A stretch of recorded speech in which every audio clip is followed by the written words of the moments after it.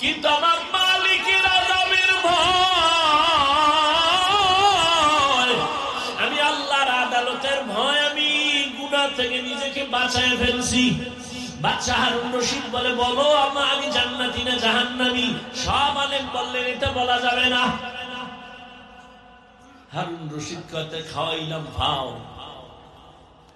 যেই ভিআইপি মেহমানদারি করাইলাম, আমারে বলবেন আমি জান্নাতি না জাহান্নামী? আপনি বলেন পারেন না, বলা যাবে না। কি আর করার, আলেমের উপরে কথা তো আর বলাই যাবে না। আল্লাহর কুদরত। ওই মজলিসের পেছন দিকে একটা বালক ছিল 9 বছরের। 9 বছরের বালক দাঁড়ায় গেছে পেছন থেকে। বাদশাহ জাহাপনা, যদি অনুমতি দেন আমি বাচ্চা মানুষ একটু কথা বলবো। বাদশাহ হারুন রশিদকে বলো। বললে কি সুরে বলা যাবে? আমাকে সামনে আসার রাস্তা দেন। সব আলেমরা চাইয়ে এই বাচ্চাকে সামনে এসে গেল। এবার আপনার প্রশ্ন কি? আমি জান্নাতি না জাহান্নামী? জবাব দাও। 9 বছরের বালক জবাব দিতে আমি পারবো, তবে আমার প্রশ্ন আছে। কি? যে প্রশ্ন করে সে বড় না জবাব দেয় সে বড়? কে বড়? কে বড়? বাদশা হারুন রশিদ তো আল্লাহর প্রিয় বান্দা বলে, যে জবাব দেয় সেই তো প্রশ্নকারীর থেকে তুলনামূলক বড়। বেয়াদবি মাফ করবেন, সিংহাসনে আমারে বসায় দেন, আপনি নিচে আসেন। দুনিয়াদার বাদশা না। বাদশা হারুন রশিদ কয়, এই উজির নিচে বিছনা কর, আমি নিচে নামবো, ওরে এখানে বসায় দাও। বাদশা হারুন রশিদ নিচে গিয়া বসলেন। 9 বছরের বালকের সিংহাসনে বসায় দিছে। বালক তো যেমন তেমন না, সিংহাসনে বসেই কয়, বাদশাহ মাওলায় যদি কবুল করে ইলমের সম্মান এমনই হয়। ইলমেরা এজাজু করদান বেহিসাব, খলকেরা দাদান জওয়াবে বাসওয়াব, হক না দারদ দোস্তে খলকা জারেরা, লিস্তে ই খসলত একে দিনদারেরা। বাচ্চা নিচে বসে গেলেন, বালক এখানে বসিয়া বুঝাই দিল ইলমের সম্মান আল্লাহ যদি দেন তো এমনই হয়। এত বড় বাদশা নিচে, আমি বালক উপরে, কে দিচ্ছেন সম্মান? এবার আবার প্রশ্ন করেন, বলে প্রশ্ন হলো আমি জান্নাতি না জাহান্নামী? বালক এবার ডাক দিয়ে বলে, বাদশাহ আমাকে বলেন, আপনার জীবনে এমন কোন সুযোগ আসছিল যে আপনি জিনা করতে পারবেন? আল্লাহর আযাবের ভয়ে আপনি সে জিনা করেন নাই। গুনাহ করার সুযোগ ছিল, চাইলেই আপনি দরজা লাগায় গুনাহ করতে পারতেন, কিন্তু আমার আল্লাহর আদালতে দাঁড়াবার ভয় আপনি গুনাহ করেন নাই, অন্যায় করেন নাই। এমন কোন দিন আপনার আসেনি? বলে একবার আর দুবার না, এরকম বহু সুযোগ আমার আছে। আমি চাইলেই গুনাহ করতে পারতাম, চাইলেই জিনা করতে পারতাম, কিন্তু আমার মালিকের আযাবের ভয়, আমি আল্লাহর আদালতের ভয়, আমি গুনাহ থেকে নিজেকে বাঁচায় ফেলছি। বালক ডাক দিয়া কয়, বাদশাহ আমি নিশ্চিত বললাম আপনি জান্নাতি। উলামায়ে কেরাম গরম হয়ে গেল। আমরা এতগুলো উলামায়ে কেরাম কেউ বলতে পারলাম না বাদশা হারুন রশিদ জান্নাতি না জাহান্নামী। তুমি কেমনে বলছো বাদশা হারুন রশিদ জান্নাতি? বলে হ্যাঁ আমি বলেছি। দলিল দিব, দলিল নাও। দলিল আমার বাবার দেওয়া না, দাদার দেওয়া না, আল্লাহর কোরআন। ওই দলিলেই বলেছি বাদশা হারুন রশিদ জান্নাতি। দলিল কি? এই আয়াত, وَأَمَّا مَنْ خَافَ مَقَامَ رَبِّهِ وَنَهَى النَّفْسَ عَنِ الْهَوَى فَإِنَّ الْجَنَّةَ هِيَ الْمَأْوَى। আল্লাহ ওয়াদা করেছে আছেন, আমার আযাবের ভয়ে, শাস্তির ভয়ে, আমার আদালতে হিসাবের ভয়, যারা দুনিয়াতে গুনাহ থেকে নিজেকে বাঁচাবে, আমি আল্লাহ ওয়াদা দিলাম সে জান্নাতি। আউলিয়ারা কানে উকবা ইখতিয়ার, জাহেলারা কারে দুনিয়া ইখতিয়ার। والنجم والشجر يسجدان وفضل زمانا على زمان كما فضل مكانا على مكان وإنسانا على إنسان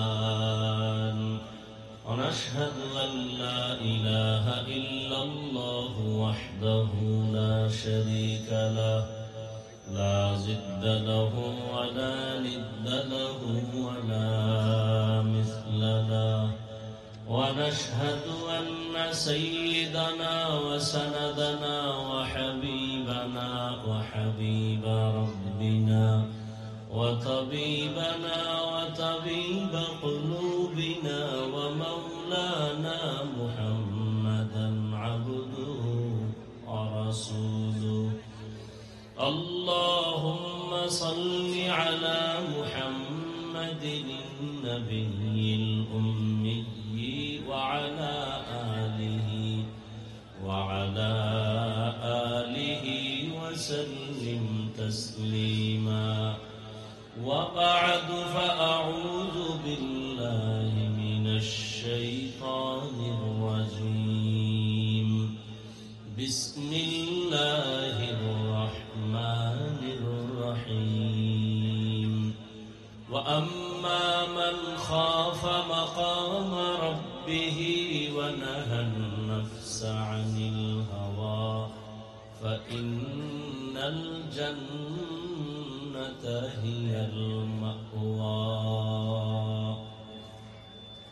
وقال رسول الله صلى الله عليه وآله وسلم اتق المحارم تكن أعبد الناس أو كما قال النبي عليه الصلاة والسلام صدق الله مولانا العظيم وصدق رسوله النبي الأمي الكريم ونحن على ذلك من الشاهدين والشاكرين والذاكرين والحمد لله رب العالمين سبحانك لا علم لنا إلا ما علمتنا إنك أنت العليم الحكيم رب اشرح لي صدري ويسر لي أمري واحلل عقدة من لساني يفقه قولي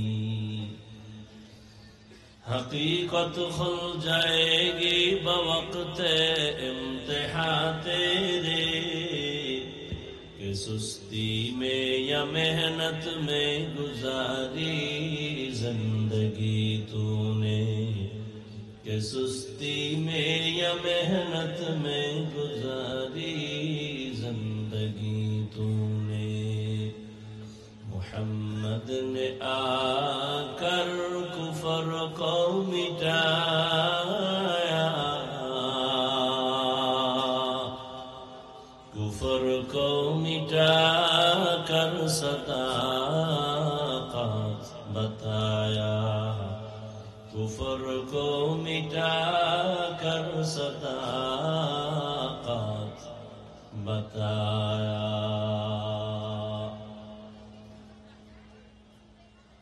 যাত্রাবাড়ি সকল আরবদার ও ব্যবসায়ীদের উদ্যোগে আয়োজিত আজ মাহফিল ও হালকায় জিকির 25শে জানুয়ারি 2025 সভাপতি আলহাজ মোহাম্মদ আরশাদ আলী আশু সাহেব, প্রধান অতিথি নায়েবে আমিরুল মুজাহিদিন শেখুল হাদিস হযরতুল আল্লাম মুফতি সৈয়দ মোহাম্মদ ফয়জুল করিম দামাত বারাকাতুহু শেখে চরমনাই,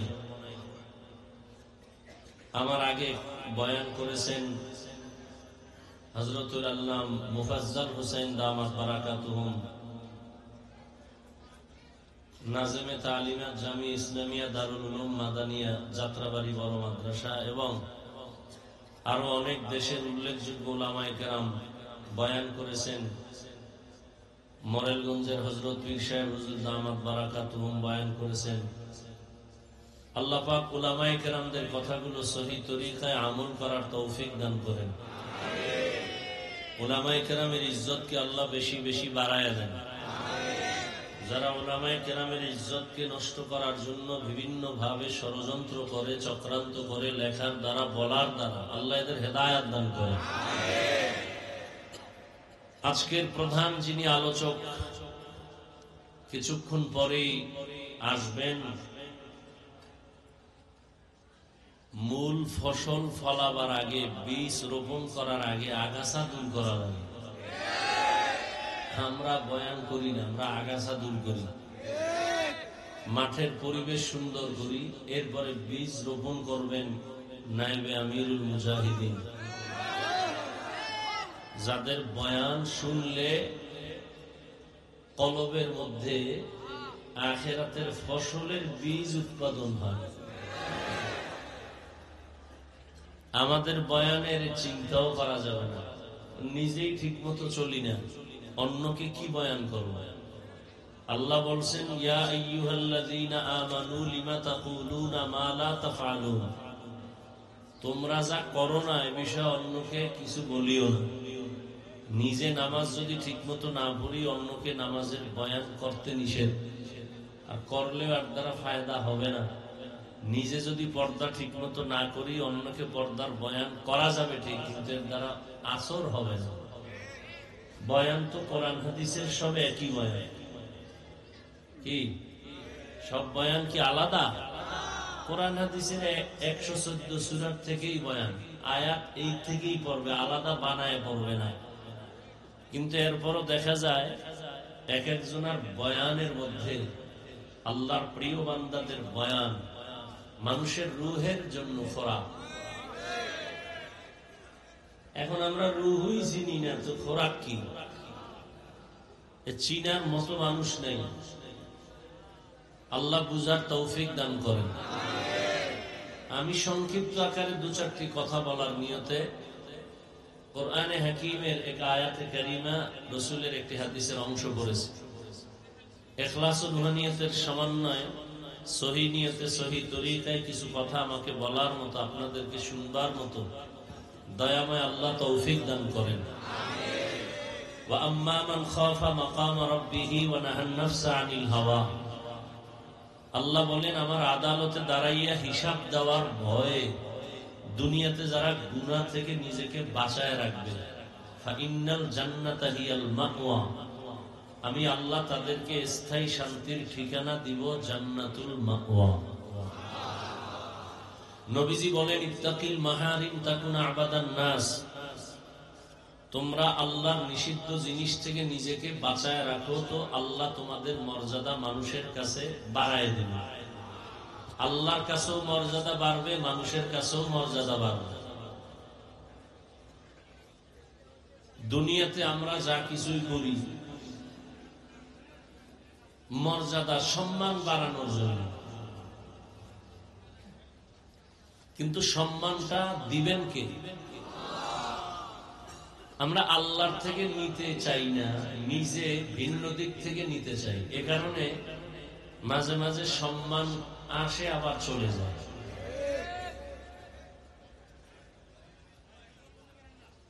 এ দুনিয়া নামক গ্রহটা আল্লাহ যে বানাইছেন, এ দুনিয়ার কোনো মূল্যই নেই। আল্লাহর কাছে দুনিয়ার কোনো দাম নেই। আসলে দুনিয়া দুনিয়া যে করি, কেউ বলতে পারবেন যে দুনিয়ার হায়াতের গ্যারান্টি 1 বছর, 1 মাস, 1 দিন, 1 ঘন্টা, নিঃশ্বাসের নাই বিশ্বাস। কত কল্পনা নিয়ে আমরা ঘুরি, 50 বছর এই করব সেই করব, হ্যাঁ? কিন্তু আমি বুঝতেই পারি না যে আমার জোহরের আগে হায়াত শেষ হয়ে যায়। পারছি বুঝতেই পারি। হ্যাঁ, আল্লাহর দেয়া সম্মান যদি নেওয়া যায়, ধরে রাখা যায়, তাহলে এটা দুনিয়াতেও থাকবে, আখিরাতেও থাকবে। আর যদি দুনিয়ার লাইনে সম্মান নিতে চায় কেউ টাকা দিয়া, তাহলে একবার ফুলের মালা, এরপরে জুতার মালা। যারা দুনিয়ার পিছনে ঘুরে, যে দুনিয়ার দাম আল্লাহর কাছে নাই, কচু পাতার উপরে পানি রাখলে যার কোনো গ্যারান্টি নেই, হায়াতের এরকম কোনো গ্যারান্টি নেই। চোখ বন্ধ, সব শেষ। আমার বাড়ি, আমার গাড়ি, আমার টাকা, সব আমার। চোখ বন্ধ হইলে আমার গেঞ্জি বেলেট দিয়ে কেটে রাখবে আমার রক্তের লোকেরা। যে কবরে যাব, সে কবরও আমার না। আমার হাতের ঘড়ি আর একজনের হাতে দিয়ে বলবে এটা আমার। আমার মোবাইল আর একজনের হাতে নিয়ে যখন নিবে, সে ভাববে তা। কেউ যদি টেলিফোন করে, হাফিজ ভাই কই আছেন, বলে কে তুমি? হাফিজ ভাই কে চাই, বলে মোবাইল তো আমার, তুমি রং নাম্বারে কল দিছো কেন, কাটো। রং নাম্বারে চলে গেছে, আর আমি খালি হাতে। আল্লাহ বলেন, যতই বাহাদুরি করো দুনিয়ায় থাকা যাবে না। আসতে যেহেতু হবে, কোথায় আসবা? আসতেই হবে। তবে আসার আগে রেডি হয়ে আসো, যুদ্ধ হবে তোমার সাথে। রেডি হয়ে আসো, আসতেই হবে। কেউ থাকতে চাইলেও পারে নাই, পারবেও, আসতেই হবে।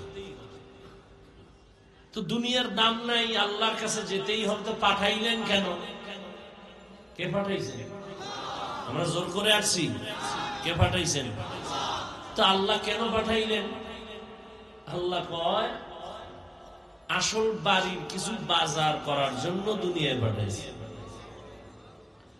সকাল 10টায় সন্তানকে বাবায় বলে, তাড়াতাড়ি তরকারির বাজারে যাও, মাছ, ডাল, চাল নিয়ে আসো, দুপুরে মেহমান আসবে, রান্না করতে হবে, দ্রুত যাও, টাকা নাও। ছেলে টাকা নিয়ে দৌড় বাজার সদাই করে চলে আসবে, মেহমান ঘরে দুপুরে আসবে, খানা রান্না হবে। ছেলে বাজারে গিয়ে দেখে মজার মজার খেলা চলতেছে, রং বেরঙের বাতি জ্বলতেছে, বিল্ডিং দেখা পাগল হয়ে গেছে। ওই মজা পাইয়া এখানে খেলা, ওখানে ক্যানভাসার, ওখানে বিল্ডিং, ওখানে টেলিভিশন, সব দেখা ও যে বাজার করবে খেয়ালই নেই। দেখতে দেখতে দেখতে দেখতে আজানের টাইম ঘনিয়ে হঠাৎ করে মনে পড়লো, আরে আমি আসছি তো বাজার করার জন্য। টাইম তো শেষের দিকে, দৌড়ে গেল তরকারির বাজারে। তরকারিওয়ালার দাম কত কইয়া পকেটে হাত দিয়ে দেখে যে কটা টাকা দিছিল তাও হারায় গেছে। এবার কাঁদতেছে, আমার উপায় কি? বাবা লাঠি একটা নিয়ে রেডি, আইলেই ফিডান, বাজার আনলে ফিডান, এরপর কোনো ঢোক। আর যদি বাজারও আনতে না পারে তো ঘরে জায়গাই নেই। আল্লাহ তাআলা বলেন, হে বান্দা, ইমানের টাকা দিয়ে তোরে দুনিয়ায় পাঠাইছি আখিরাতের বাজার করার জন্য। বাজার হলো আমল। তোরে ইমানের আলো দিয়ে পাঠাই দিছি, ইমানের টাকা আছে। মূল কি? আমাদের ইমান। মূল কি? ইমান দিয়া পাঠাইছে। দলিল, قال رسول الله صلى الله عليه وآله وسلم ما من مولود إلا يولد على الفطرة فأبواه يهودانه أو ينصرانه أو يمجسانه إلى آخر الحديث। পয়গম্বর বলেন, জমিনে যত সন্তান ভূমিষ্ঠ হয় ঈমানের আলো নিয়েই দুনিয়াতে জন্ম হয়। মা বাবা ওই সন্তানকে অগ্নি পূজারী বানায়, মূর্তি পূজারী বানায়, গায়রুল্লাহর গোলাম বানায়। কে বানায়? মা বাবায়। আল্লাহ ঈমানের আলো দিয়েই তো সন্তানকে আল্লাহ পাঠাইছেন। যে ঘরে আসুক না কেন, নাবালেগ বাচ্চা ঈমানের আলো দিয়ে আসছে। মা বাবা তারে মূর্তি দিয়ে কয় সেজদা কর, মা বাবা গায়রুল্লাহর গোলাম বানায় দেয়। এজন্য কিয়ামতের ময়দানে অনেক আল্লাহর বান্দারা সন্তানের অপরাধের কারণে জাহান্নামের হ্যান্ডকাপ লেগে যাবে। আল্লাহ জিজ্ঞেস করবেন, হে সন্তান, নামাজ পড়েছো? বলে পড়ি নাই। রোজা রাখছো? রাখি নাই। কেন?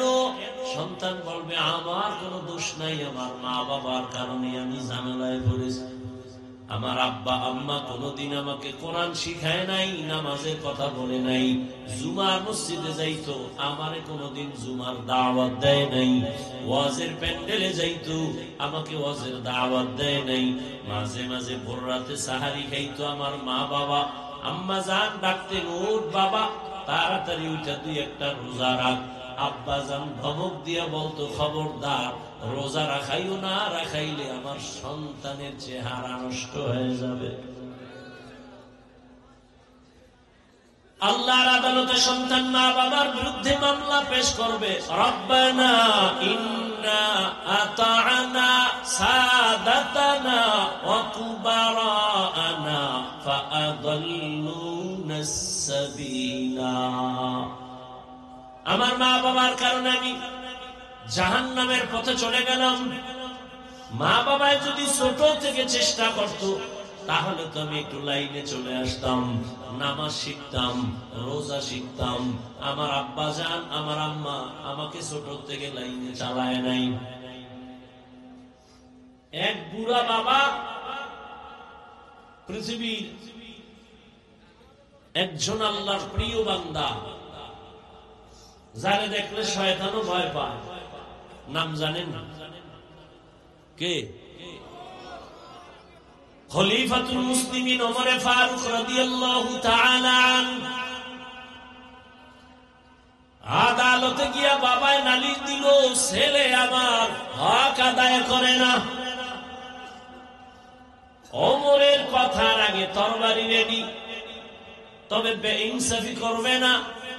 ডাক দিয়া কয়, বুড়া বাবা, তুমি যেই ছেলের বিরুদ্ধে বিচার দায়ের করলা, সেই বাদী বিবাদীরে হাজির করো, তার কথাও শুনতে হবে। ছেলেরে যখন হাজির করা হলো, এই ছেলে, তুই বাবার হক আদায় করো না কেন? ছেলে বলে, খলিফাতুল মুসলিমিন, আমার কোনো কথা বলার অনুমতি আছে কিনা? বলে আছে। বল। বলে, আব্বা আম্মার পক্ষ থেকে আমার উপরে কোনো হক আসেনি?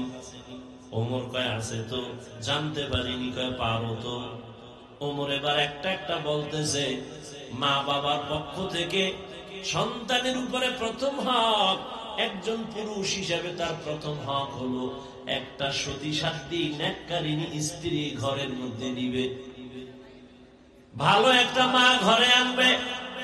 ছেলে ডাক দিয়ে কয়, খলিফাতুল মুসলিমিন, আমার আব্বা জান এই দায়িত্বটা ভালো পালন করে নাই। আমার আব্বা ভালো মা ঘরে নেয় নাই, সমাজের ডানা কাটা ভরি আমার বাবায় নিয়ে আসে। ডানা কাটা ভরি সেই তো ডানা কাটে। ঘরে ঢুকিয়ে কয়, তোর বাপ খারাপ, তোর মা খারাপ, ব্যবহার ভালো না, ঘর থেকে নাম কি করুন? কয়, তাড়াতাড়ি আলাদা ফ্ল্যাট ভাড়া লও। আলাদা ফ্ল্যাট লইয়া কিছুদিন পরে কয়, তোর ডানাও ভালো না, এইবার তোরে ফকির বানায়া ভিক্ষার ঝুলি দিয়া আমি হিজরত করলাম। ডানা কাটা ভরির গুণ। মায়ের ডাও কাটছে, বাবার ডাও কাটছে, এইবার মগার ডাও কাটছে। সন্তান বলেন, খলিফাতুল মুসলিমিন, আমার আব্বা ভালো মা ঘরে নেয় নাই। তারপরে হক হলো স্বামী আর স্ত্রী আল্লাহর কাছে দোয়া করবে একটা নেককার সন্তানের জন্য। আমার বাবা মা কোনদিন দোয়া করছে কিনা আমার জানা নাই। এরপরে সন্তান দুনিয়াতে যখন আসবে, ডান কানে আজান আর বাম কানে কামাত। ছেলে ডাক দিয়া বলে, আমার আব্বা কোনদিন আমার ডান কানে বাম কানে আজানে কামত দেয় নাই। ও যাত্রাবাড়ির মুসলমানেরা, কয়জন মুসলমান বুকে হাত লাগাইয়া বলতে পারবা, দুনিয়াতে আসছো যেদিন, ওই দিন তোমার ডান কানে আজান আর বাম কানে কামত হয়েছে কিনা? না, কেমনে কই, আমার তো জন্ম হসপিটালে, হসপিটালের মধ্যে তো কোনো মুয়াজ্জিন নাই আজানে কামত দেওয়ার জন্য। আছে? নাই। অনেকে তো জানেই না যে কামটা করা লাগবে, অনেকে তো জানাই নাই। আমার মা বাবায় হক আদায় করে নাই। এরপরে খলিফাতুল মুসলিমিন বলেন 7 দিনের দিন সন্তানের চুল ফালাবে আর একটা সুন্দর নাম রাখবে। বলে আমার আব্বা জান আমার একটা ভালো নাম রাখে নাই, আমার নাম রাখছে জহুল। যেমন আমগো এলাকায় রাখে জুয়েল, কোয়েল, দোয়েল। সন্তানের নাম তুফান, নদী, হাসি, খুশি, হ্যাঁ, সবুজ, গম্বুজ সন্তানের নাম। হায় হায় হায়, সারা দুনিয়া খুঁজো, কোন বিধর্মীর বাড়ি আব্দুর রহমান নামে কোন ছেলে আসেনি। সারা দুনিয়া খুঁজো, শুধু বাংলাদেশ না, রহিমা খাতুন নামে কোন মেয়ে কোন বিধর্মীর ঘরে আসেনি। মুসলমানের ঘরে কেন এত বেঈমানের নাম? কারণ কি? ইসলামের নাম কি টান পড়ছেনি? সেদিন এক আমার ভক্ত জিগাই তোর নাম কি? সুমেল। তোর ভাইয়ের নাম কি? রুমেল।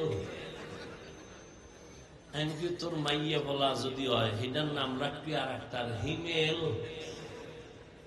আর লাস্টে যেটা হইবে এটার নাম রাখবি জিমেল। আর কি করবি? জিন্দেগি মে বন্দেগি তু করনা হে, जिंदगी में बंदगी तू करना है, जिंदगी बे बंदगी शर्मिंदा है, जिंदगी बे बंदगी शर्मिंदा है। यहाँ हम सब मुसाफिर दिल ना लगा, अहले दिल की नजर से रूह करता जा, शाह दौलत सब फकीर गर नेक नहीं, शाह दौलत सब फकीर गर नेक नहीं, जिंदगी में बंदगी तू करना है, जिंदगी बे बंदगी शर्मिंदा है, जिंदगी बे बंदगी शर्मिंदा है। ওমর ফারুক রাদিয়াল্লাহু তাআলা আনহু বললেন, বাবা মায়ের হক হলো ভালো নাম রাখবে। রহমতের নবী সহিহ হাদিসে বলেন, কিয়ামতের দিন একটা নামের বরকতে মানুষ আল্লাহর জান্নাতে যাবে। আতিনা ফি দারে দুনিয়া না হাসানান, আতিনা ফি দারে উকবা না হাসান, ইয়া গিয়াসাল মুস্তাগীসিন ইহদিনা লিফতিখারা বিল উলুমি ওয়াল গিনা। এরপরে মা বাবার দায়িত্ব কি? قال رسول الله صلى الله عليه وآله وسلم من ولد له ولد فليحسن اسمه وآدابه فإذا بلغ فليزوجه فإن بلغ ولم يزوجه فأصاب اسما فإنما اسمه على أبيه। রহমতের নবী বলেন, সন্তান যখন আসে সুন্দর নাম রাখো আর আদব শিক্ষা দাও। কি শিক্ষা দাও? আদব কোথা থেকে শিখবেন? মায়ের গর্ভ থেকে তো আদব শিখা আসা যায় না। নবী বলেন আদাবানি রব্বি ফাহসানা তাদিবি, আমার রব আমারে আদব শিখাইছেন। আল্লাহর দেওয়া শিক্ষা আদব কত সুন্দর। কেমন আদব আমার নবীর আল্লাহ শিখাইছেন। রহমতের নবী জীবনে কোনদিন একটা মিথ্যা কথা বলেন নাই কোন স্বার্থের জন্য। জীবনে নবী গালি দেন নাই। রহমতের নবী গালি শুনছেন, জবাব দেন নাই। রহমতের নবী আমার দুটা চোখ গরম করে কোনদিন কারো দিকে তাকানো নাই। 10 বছর নবীর খেদমত করছেন আনাস রাদিয়াল্লাহু তাআলা আনহু। কোনদিন আনাস বলে আমার নবী কোনদিন এটা কেন এরকম কোন প্রশ্ন আমাকে করে নাই। আমি রাসূলের খেদমত করলাম, কোন ত্রুটি পাই নাই। পৃথিবীতে আদব যদি শিখতে চাও, রহমতের নবী থেকে আদব শিখো। কারণ আমার নবী এত সুন্দর আদব আল্লাহ থেকে শিখলেন। আর সে আদব যখন মক্কার চূড়ান্ত নষ্ট মানুষগুলোরে দিলেন, ওই মানুষগুলো এমন দামি হয়ে গেল। নবী বয়ান করতেছে, একজন সাহাবী মসজিদের বাহির থেকে পাও একটা ভেতরে দিছে, আর একটা পাও এখনো ভেতরে আনে নাই, বাইরে মাঝখানে চৌকাঠ। নবী বললেন সবাই বসে পড়ো। রহমতের নবীরা আসে, যেই পাওটা ভেতরে আর একটা বাইরে, ওই অবস্থায় চৌকাঠের উপরে বসে বললেন। পাওটা উঠাইয়াও ভেতরে নেন নাই, ভেতর থেকে বাহিরেও দেন নাই। রহমতের নবীর আদব। আর ওই আদর্শ যারা লালন করে তাদের থেকে আদব ছিল। আর এখন তো সন্তানেরা আপডেট হয়ে গেছে, দুনিয়াদারেরা আদব শিখানোর জন্য সকালবেলা মুয়াজ্জিন যখন আযান দিতে উঠে, আম্মা জানো সন্তানের কেজিতে পাঠাবার জন্য পাঠায় উঠে আদব শিখানোর জন্য। সেখানে গিয়া সন্তান আদব শিখে। শরতে অজাগর আদব নাম্বার 2, শরায়াতে আফা আদব শিখে। আর এই সন্তান রহমতের নবীর আদর্শ মাদ্রাসায় যখন যাবে, ওই সন্তানটা পড়বে শরায়াতে ওযু, শরায়াতে আল্লাহ। কি আদব! মানুষের জীবনের মহামূল্যবান এক সম্পদের নাম আদব। এই আদব আল্লাহ পাক রব্বুল আলামিন নবীর মাধ্যমে উম্মতের কাছে হাদিয়া দিয়ে দিলেন। ওই নবীর আদর্শের বাইরে কোনো আদব নাই, সব বেয়াদবি। আদবের আর এক নাম সুন্নাত। আর এক নাম কি? তুকু যাও সুন্নতে আহমদ কুজাবা মুহাম্মদ कैबुवत निस्बतुरा मन अहब्बा सुन्नती कौले रसूल मजदाए का नमाई हम कुन कबूल। आगे स्कूलों কিছু আদব ছিল। আগে স্কুলও কি ছিল? ছোটখাটো স্কুলে আমরা মনে আছে আদর্শ বই পড়ছি। কত সুন্দর সুন্দর আদবওয়ালা কবিতা তখন ছিল।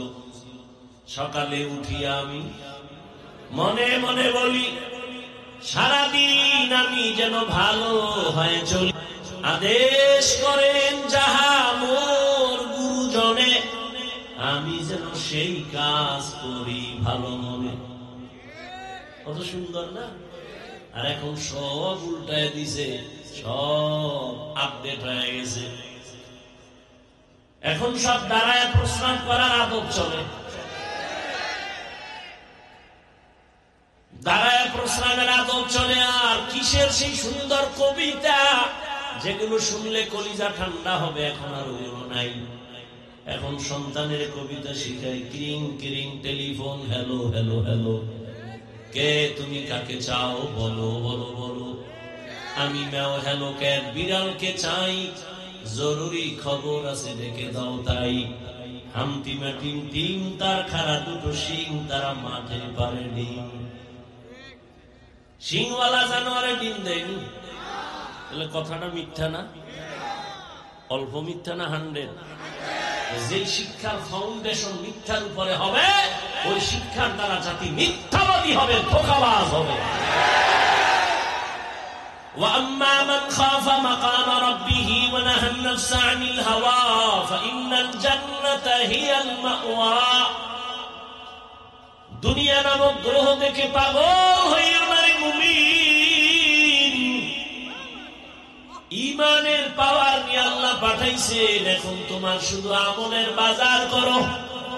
নামাজ আজান হয়েছে, মসজিদে যাও, নামাজ পড়ো, পর্দা করো, হালাল খাও। কিন্তু কিছু দুনিয়া দাঁড়াইসা, দুনিয়ার রং তামাশা দেখা আখিরাত আছে বলতেই তার মনে নাই। আল্লাহ বলেন, লা ইয়াগুররান্নাকা তাকাল্লুবুল লাযীনা কাফারু ফিল বিলাদি মাতাউন কালীলুন সুম্মা মাওয়াহুম জাহান্নাম ওয়া বিইসাল মিহাদ।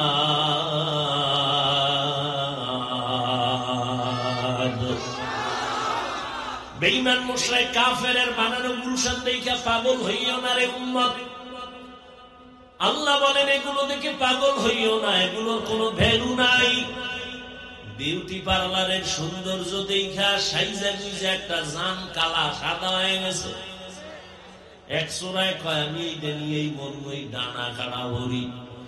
যখন বাসায় নিয়ে গেছে, অজু বা পানি লাগছে, রৌদ্র লাগছে, আসল চেহারা বাইরে গেছে। আমার এগুলো গেল, সেগুলো গেল। দুনিয়ার রংমহল এগুলো বিউটি পার্লারের মতো এখন দেখতেছো, কিছুক্ষণ পর থাকবে না, কিছুই না। রহমতের নবী যদি দোয়া করতে, উহুদ পাহাড় স্বর্ণ বানায় দাও, আল্লাহ দিতেন না? নবী বলেন, আমি উল্টা দোয়া করছি, ও দয়ার মালিক আমারে গরিবী হালাতে রাখিও, গরিবী হালাতে মরণ দিও, কিয়ামতের দিন গরিবদের সাথে হাসর করাইও। রহমতের নবী বলেন, এই গরিবেরা, বড় লোকের বাড়ি গাড়ি দেখে পাগল পারা হইও না। কিয়ামতের দিন বড় লোকের 500 বছর আগে গরিবেরা জান্নাতে চলে যাইবা। কয়শো বছর? কোন গরিব? এই ফলপট্টি আপনাকে এদিকে যারা গাঞ্জা গাঞ্জা খায়, এই গরিব।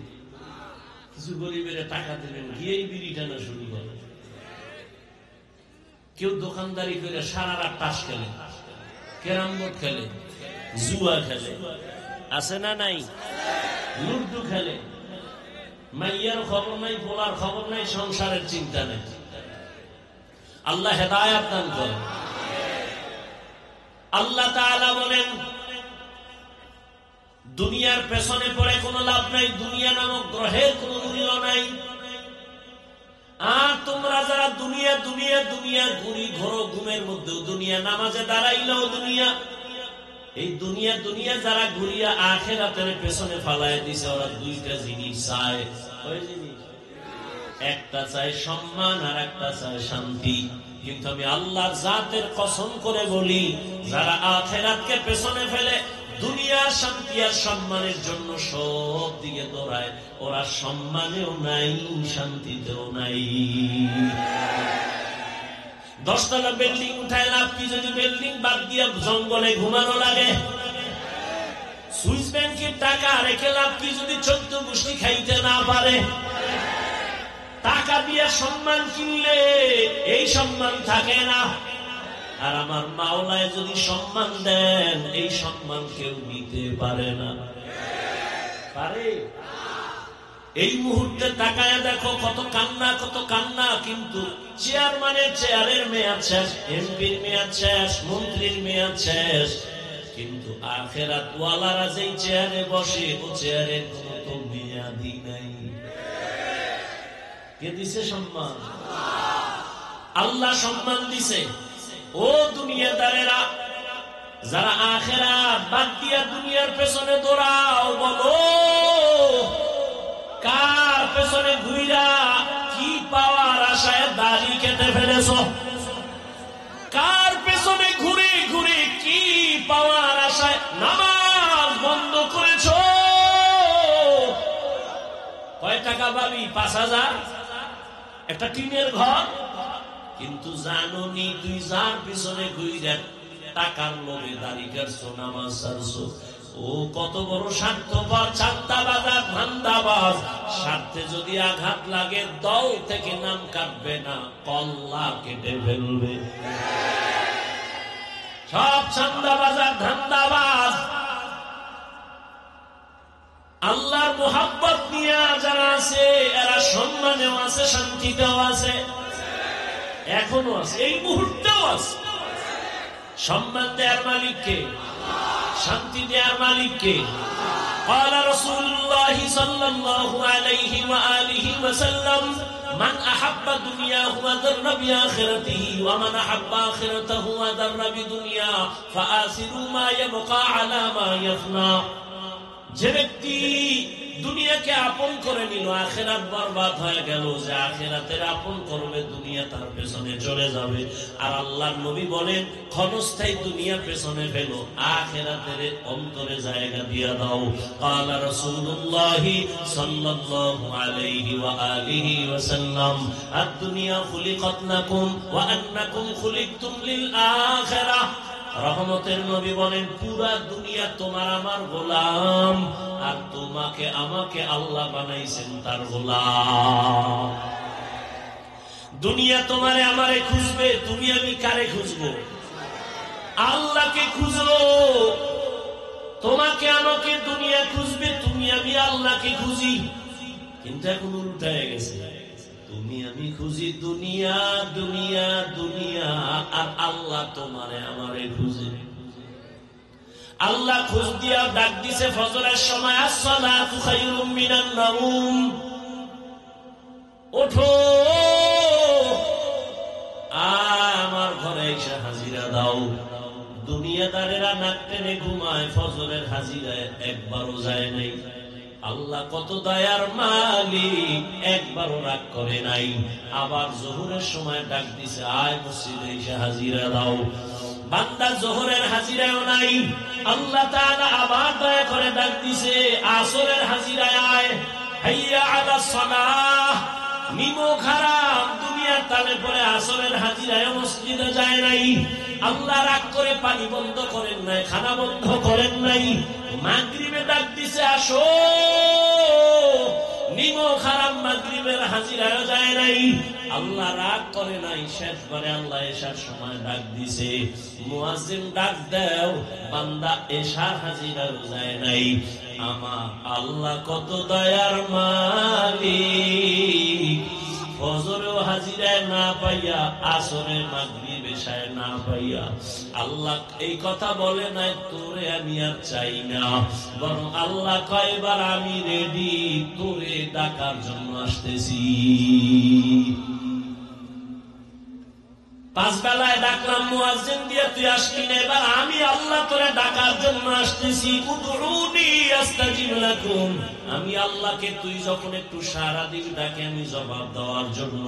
রাতের গভীর, যখন আসমান ঠান্ডা, জমিন ঠান্ডা, সব ঘুমায় যায়, জঙ্গলের প্রাণী ঘুমায়, গাছের পাখিরাও ঘুমায়, ঘরের মানুষ ঘুমায়, ওই সময় আমি আল্লাহ আমার মোহাব্বতের বান্দারে ডাকার জন্য প্রথম আসমানে আসি।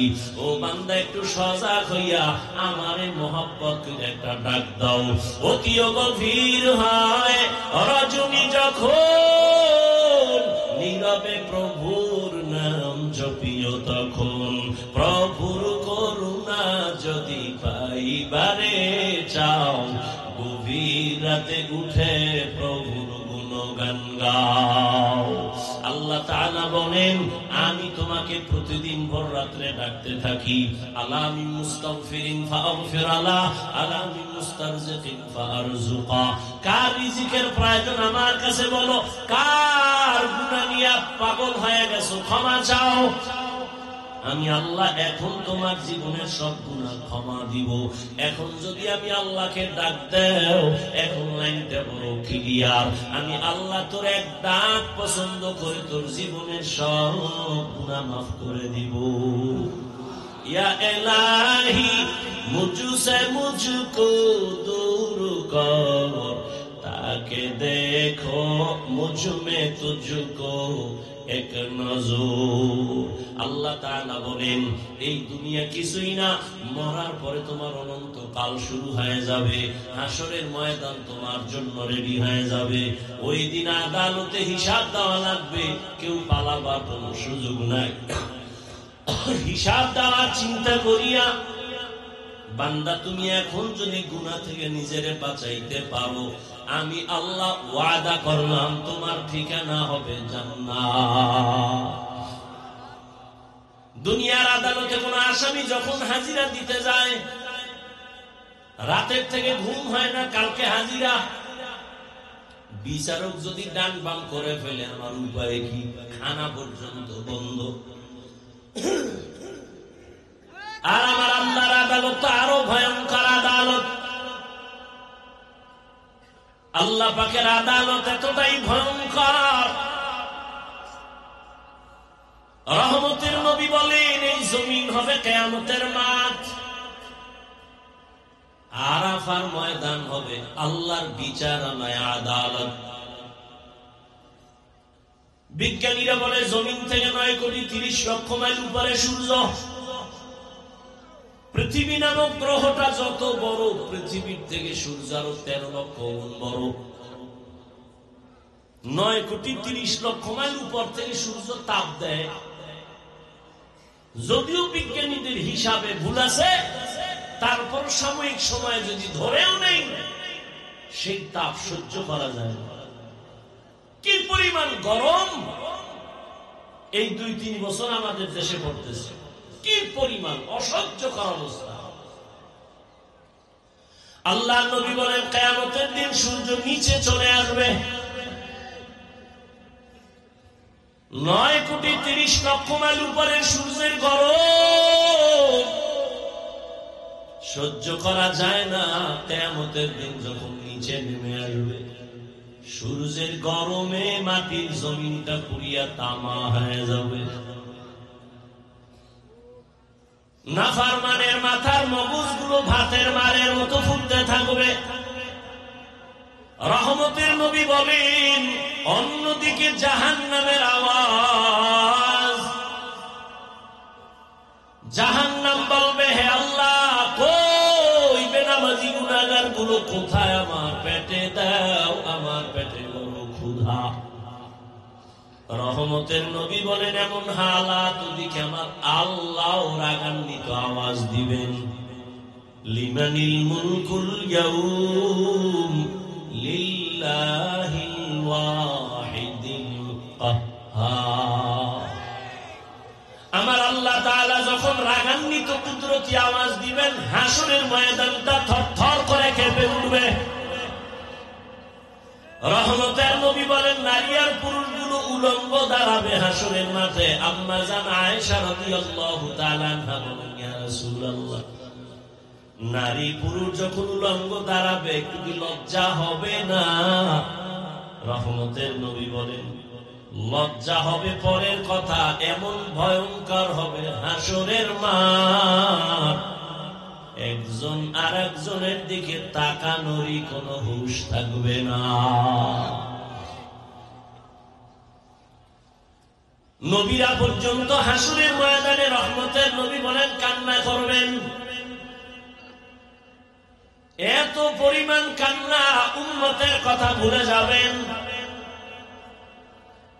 এই ভয়টা যার অন্তরে ঢুকবে, গুনাহ ছাড়বে, আল্লাহ ওয়াদা দিলেন তাকে জান্নাত দিয়ে দিব। বাদশাহ হারুন রশিদের নাম আপনারা শুনছেন, বড় বাদশাহ, রাষ্ট্র চালায়, আবার বুজুর্গ। তিনি একদিন ওলামায়ে কেরামদের তার প্রাসাদে, রাজপ্রাসাদে ডাকলেন, মেহমানদারি করালেন। কে? তার স্ত্রীর নাম জানেননি? জুবায়দা খাতুন। জুবায়দা খাতুন বড় আল্লাহর পেয়ারা বান্দি, নিজে কোরআনের হাফেজা, আবার তার কাজের মহিলা ছিল 100, সবাই কোরআনের হাফেজা।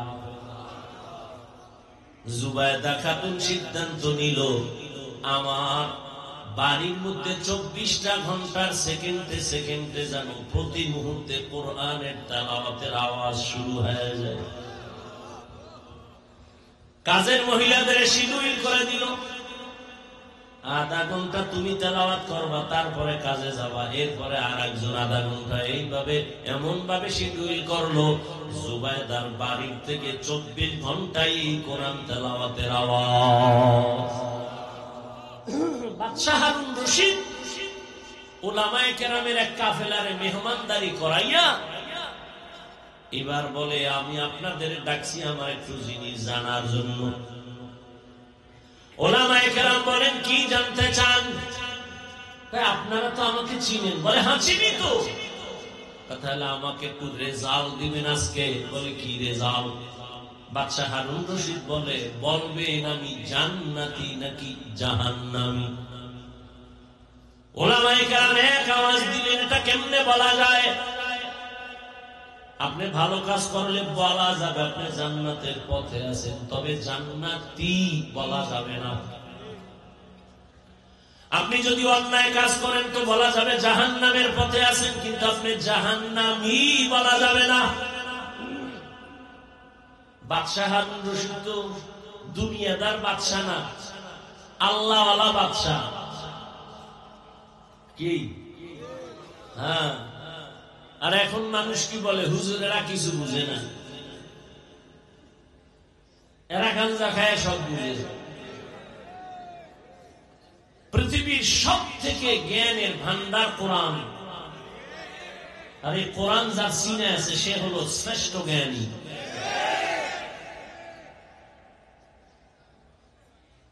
এই প্রপাগান্ডা ছড়ায় যারা আলেম থেকে জাতিকে আলাদা করতে চায়। কেন? কয় আলেমের পেছনে যদি মানুষ চলে যায় তো আমগো ধান্দাবাজি, চুরি, দুর্নীতি করা যাবে না। আল্লাহ হেদায়েত দান করুন। ভাইরা আমার, আল্লাহর আদালতে দাঁড়াইয়া হিসাব দেওয়ার ভয় যতক্ষণ পর্যন্ত আল্লাহর কসম অন্তরে আসবে না, ততক্ষণ পর্যন্ত জমিন থেকে দুর্নীতি, চুরি, ডাকাতি বন্ধ করা যাবে না।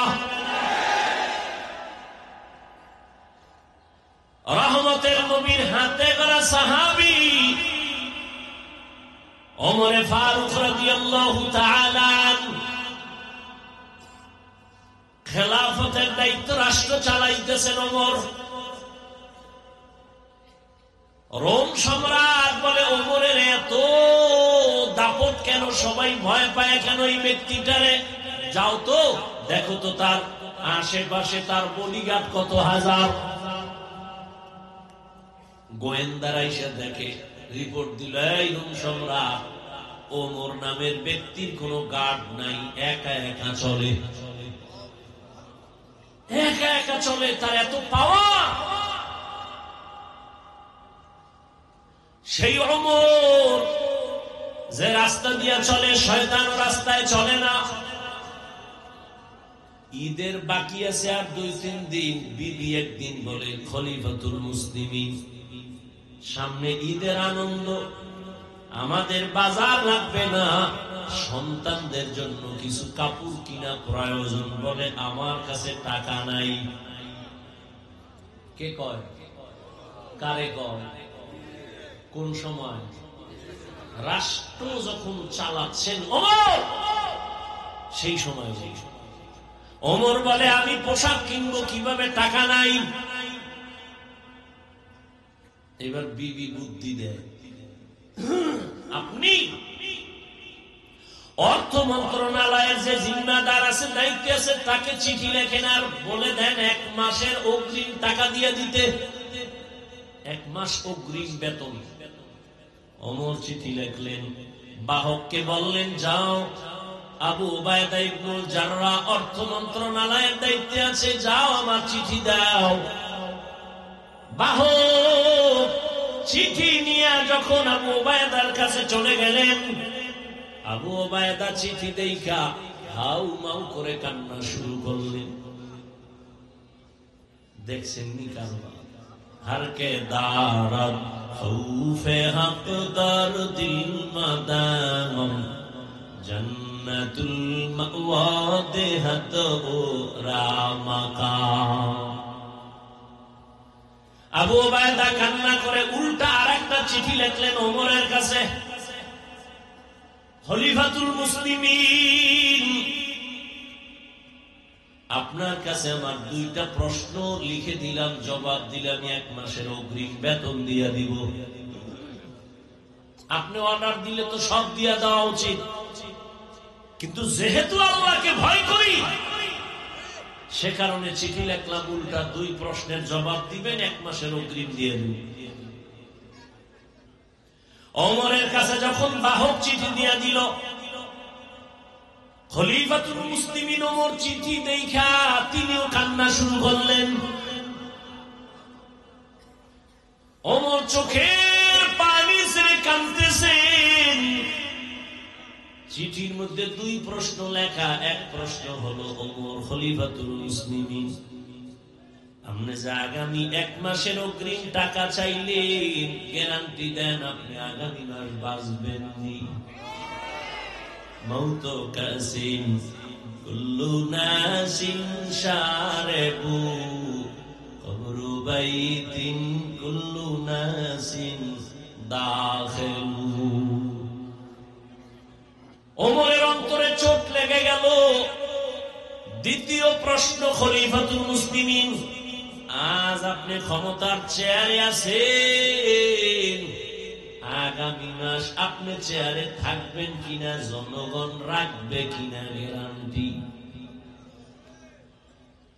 আগামী মাস জনগণ রাখবেনি নাকি আপনি জোহরের আগে যেতে হবে? গ্যারান্টি দেন, আগামী মাস বাঁচার গ্যারান্টি দেন। ওমর চোখের পানি ছেড়ে দোয়া করে, হে মালিক, আমার আবু উবায়দারে তুমি কবুল করে নাও। আমার অন্তর চোখ আমার আবু উবায়দা খুলে দিল। हर के दार खौफ हक़दार दिल मदनम जन्नतुल मअवा देहदो रामकाम। বাদশা হারুন রশিদ বলে, বলো আমি জান্নাতি না জাহান্নামী? সব আলেম বললেন এটা বলা যাবে না। হারুন রশিদ কতে খাওয়াইলাম ভাও, যেই ভিআইপি মেহমানদারি করাইলাম, আমারে বলবেন আমি জান্নাতি না জাহান্নামী? আপনি বলেন পারেন না, বলা যাবে না। কি আর করার, আলেমের উপরে কথা তো আর বলাই যাবে না। আল্লাহর কুদরত। ওই মজলিসের পেছন দিকে একটা বালক ছিল 9 বছরের। 9 বছরের বালক দাঁড়ায় গেছে পেছন থেকে। বাদশা জাহাপনা, যদি অনুমতি দেন আমি বাচ্চা মানুষ একটু কথা বলবো। বাদশা হারুন রশিদকে বলো। বললে কি সুরে বলা যাবে? আমাকে সামনে আসার রাস্তা দেন। সব আলেমরা চাইয়ে এই বাচ্চাকে সামনে এসে গেল। এবার আপনার প্রশ্ন কি? আমি জান্নাতি না জাহান্নামী? জবাব দাও। 9 বছরের বালক কয়, জবাব দিতে আমি পারবো, তবে আমার প্রশ্ন আছে। কি? যে প্রশ্ন করে সে বড় না জবাব দেয় সে বড়? কে বড়? কে বড়? বাদশা হারুন রশিদ তো আল্লাহর প্রিয় বান্দা বলে, যে জবাব দেয় সেই তো প্রশ্নকারীর থেকে তুলনামূলক বড়। বেয়াদবি মাফ করবেন, সিংহাসনে আমারে বসায় দেন, আপনি নিচে আসেন।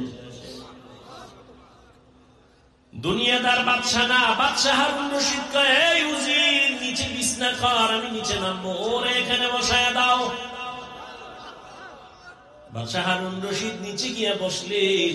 9 বছরের বালকের সিংহাসনে বসায় দিছে।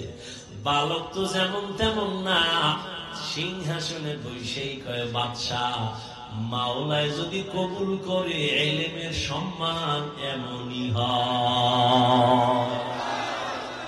মেরা এজাজু করদন বেহিসাব, তেরা দাদন জওয়াবে বাসওয়াব, হক না দারদ দো دوست خلق زاررا نیست ای خصلت اکی دینداررا বাচ্চা নিচে বসে গেলেন, বালক এখানে বসিয়া বুঝাই দিল ইলমের সম্মান আল্লাহ যদি দেন তো এমনই হয়। এত বড় বাদশা নিচে, আমি বালক উপরে, কে দিচ্ছেন সম্মান? এবার আবার প্রশ্ন করেন, বলে প্রশ্ন হলো আমি জান্নাতি না জাহান্নামী? বালক এবার ডাক দিয়ে বলে, বাদশা আমাকে বলেন আপনার জীবনে এমন কোন সুযোগ আসছিল যে আপনি জিনা করতে পারবেন? আল্লাহর আযাবের ভয়ে আপনি সে জিনা করেন নাই। গুনাহ করার সুযোগ ছিল, চাইলেই আপনি দরজা লাগায় গুনাহ করতে পারতেন, কিন্তু আমার আল্লাহর আদালতে দাঁড়াবার ভয় আপনি গুনাহ করেন নাই, অন্যায় করেন নাই।